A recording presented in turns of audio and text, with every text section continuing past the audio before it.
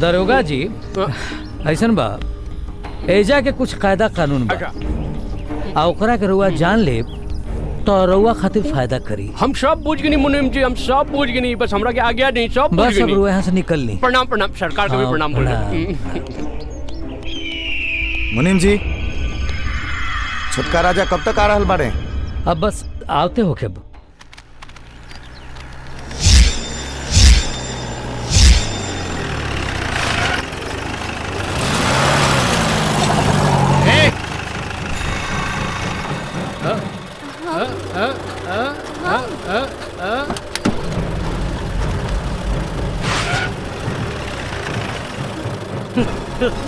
कारे ललिया, तोर गौना कहिया बा? सरकार परसों बा? सरकार हमार बिटिया के छोड़ी सरकार, और ना सरकार रहम करी।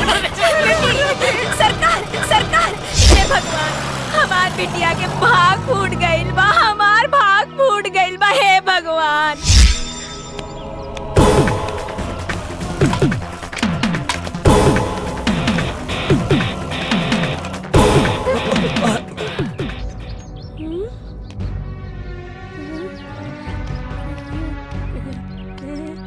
काहे भैया के परेशान कर रहल बारी? चल हट।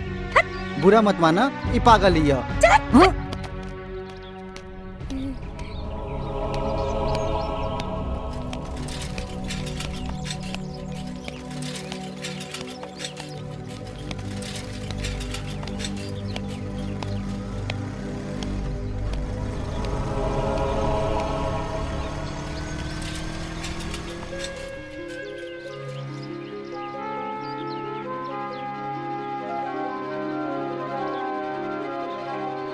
काहो जिला का देखता रह?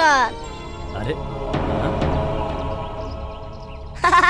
एने ओने का देखत रह? नीचे देखा, नीचे।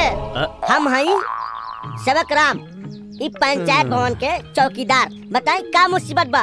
कोनो पता होता भुला गए बानी का? हम रउआ के मंजिल तक पहुँचाए। हमार मंजिल यही जे बा। मतलब हम सरकारी काम से आयल बानी। हैं?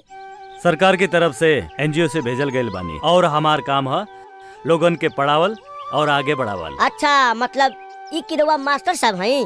सबसे पहले रुआ रहे खातिर एगो घर के व्यवस्था करे के पड़ी।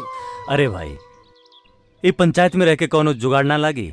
ई पंचायत भवन में रहे खातिर रउआ हमरा के भी कुछ ख्याल रखे के पड़ी। ओ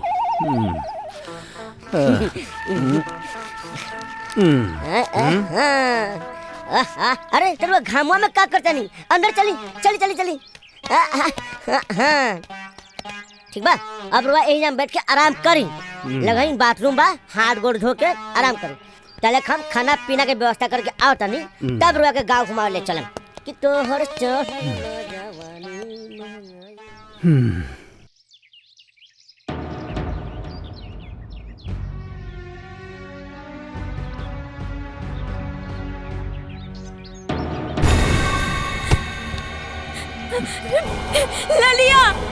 ललिया उठ बेटिया, उठ।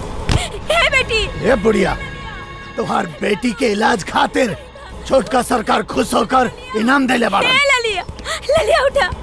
हे ललिया उठा बेटा। ललिया, हे भगवान। ले तोर पैसा, और वो मादर चाँद राजा से कह दिए अपने बेटे के कफन खातिर रख ले। ललिया कुत्ता का देखा तड़े?